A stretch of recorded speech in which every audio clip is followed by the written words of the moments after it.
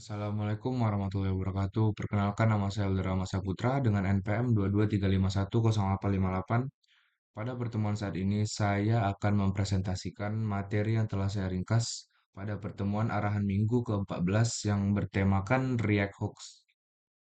Apa itu React Hooks? React Hooks adalah fitur di React yang membuat kita bisa mengelola data atau state dan menjalankan fungsi tertentu atau life cycle langsung di komponen berbasis fungsi.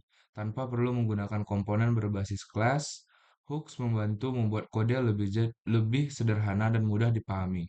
Contoh yang sering dipakai adalah useState untuk menyimpan data dan useEffect untuk menjalankan fungsi setelah komponen tampil. Jenis-jenis React Hooks. Yang pertama itu ada basic hooks yang sering digunakan. UseState mengelola state dalam komponen. Contohnya menyimpan jumlah klik pada tombol. Yang kedua itu ada useEffect, menangani efek samping seperti fetch data, update DOM, atau timer. Contohnya mengambil data dari API saat halaman dimuat. Yang kedua itu ada additional hooks, digunakan sebagai kebutuhan. Yang pertama itu ada use context, mengakses data global tanpa perlu prop dryling. Contohnya yaitu mengakses tema aplikasi gelap atau terang. Yang kedua itu ada use reducer, alternatif untuk use state, cocok untuk logika state yang kompleks. Contohnya yaitu mengelola form dengan banyak input.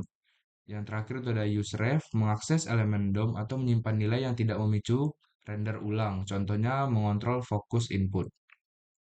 Lanjut jenis ketiga yaitu special hooks atau untuk kebutuhan khusus seperti use memo. Use memo itu mengoptimalkan performa dengan menghindari perhitungan ulang yang tidak perlu. Contohnya menyimpan hasil perhitungan berat di aplikasi fitness atau gym. Yang kedua itu ada use callback, menghindari pembuatan fungsi baru saat render ulang. Contohnya yaitu callback pada event handler. Yang terakhir itu ada use imperative handle, yaitu menyesuaikan referensi dari komponen anak. Contohnya itu mengatur fungsi pada komponen khusus seperti modal. Jenis yang terakhir itu ya ada custom hooks. Kamu bisa membuat custom hook untuk menggabungkan logika yang sering digunakan. Contohnya yaitu seperti saya membuat hook untuk fetch data dari API. Keunggulan dari React Hooks. Yang pertama itu ada menyederhanakan kode. Yang kedua ada mengurangi duplikasi kode. Yang ketiga ada lebih mudah dikelola. Terus ada meningkatkan reusabilitas logika. Yang kelima ada tidak memerlukan kode boilerplate. Yang keenam ada pengelolaan efek samping lebih mudah. Dan yang terakhir ada lebih dekat dengan fungsional JavaScript.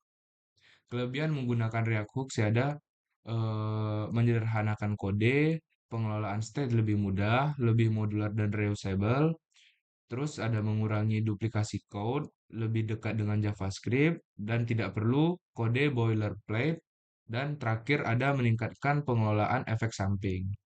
Kekurangan React Hooks itu yang pertama kurva pembelajaran awal, yaitu memahami konsep hooks seperti use effect dan dependensinya bisa sulit bagi pemula. Terus ada tidak bisa digunakan di semua tempat.